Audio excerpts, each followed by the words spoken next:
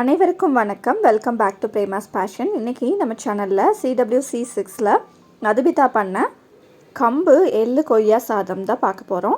இந்த ரெசிபி பண்ணுறதுக்கு கம்பு ஒரு டம்ளர் எடுத்துருக்கிறேன். இதை நல்லா வாஷ் பண்ணிக்கோங்க. வாஷ் பண்ணி தண்ணியை நல்லா ஃபில்டர் பண்ணிக்கோங்க. ஃபில்டர் பண்ணிவிட்டு ஒரு துணியில் போட்டு இதை ஸ்ப்ரெட் பண்ணிக்கோங்க. 10லேருந்து 20 நிமிஷம் வரைக்கும் இதை விட்டுட்டிங்கன்னா நல்லா இந்த மாதிரி ட்ரை ஆயிரும். தொட்டால் கையில் ஒட்டணும். இந்த பதத்துக்கு இருக்கும்போது நம்ம மிக்ஸி ஜாரில் போட்டு இந்த மாதிரி குருணையாக அரைச்சி எடுத்துக்கோங்க. இப்போ குக்கரில் 1 டம்ளர் கம்புக்கு 3 டம்ளர் தண்ணி ஊற்றிக்கோங்க. தண்ணி நல்லா கொதித்து வரும்போது இந்த கம்பு குருணையை போட்டு நல்லா கிளறிக்கோங்க. இந்த கம்பு நல்லா கொதித்து வரும்போது குக்கர் மூடியை மூடிக்கோங்க. மூடிட்டு 4லேருந்து 5 விசில் வச்சு எடுத்துக்கலாம். இப்போ பார்த்திங்கன்னா இந்த கம்பு இப்படி தான் நல்லா வெந்து வந்திருக்குது. கொஞ்சம் நம்மளுக்கு தண்ணி இருக்கிற மாதிரி தெரியும். ஆறும்போது இது சரியாகிடும். கம்பு சாதம் ரெடி ஆயிடுச்சு. இது எள்ளு பொடி எப்படி பண்ணுறதுன்னு பார்க்கலாம். இதுக்கு ஒரு பேனில் 2 டேபிள் ஸ்பூன் கடலைப்பருப்பு போட்டுக்கோங்க.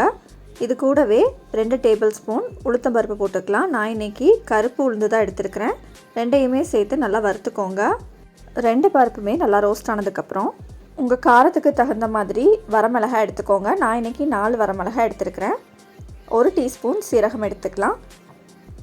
இதையுமே நல்லா வாசனை வர வரைக்கும் வறுத்து எடுத்துக்கோங்க. 3 டேபிள் ஸ்பூன் எள்ளு எடுத்துருக்கிறேன்.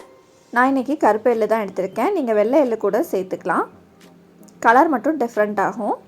இந்த எள்ளு நல்லா வெடித்து வர வரைக்கும் வறுத்து எடுத்துக்கோங்க.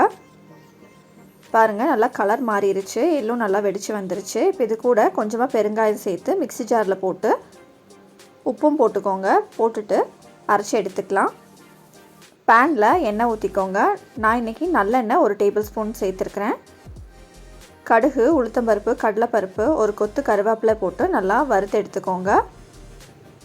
இது கூடயே கொஞ்சமாக முந்திரி, நிலக்கடலை, இது ரெண்டையுமே போட்டு நல்லா வதக்கிக்கோங்க.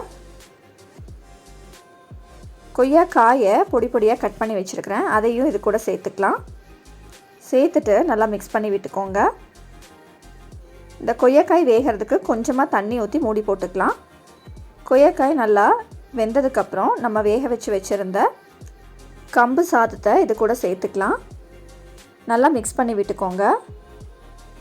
இந்த கொய்யாக்காயும் கம்பும் பார்த்திங்கன்னா மிக்ஸ் ஆகும்போது நல்லா உங்களுக்கு டிஃப்ரெண்ட்டான ஒரு டேஸ்ட் தாங்க வருது. நம்ம அரைச்சி வச்சுருக்கிற பொடியை இது மேலே தூவிக்கலாம். உங்களுக்கு எவ்வளோ பொடி வேணுமோ அவ்வளோ நீங்கள் சேர்த்துட்டு இதை கிளறி கொடுத்துக்கோங்க. ரொம்பவே ஆரோக்கியமான ரெசிபியாக தான் இது இருந்தது.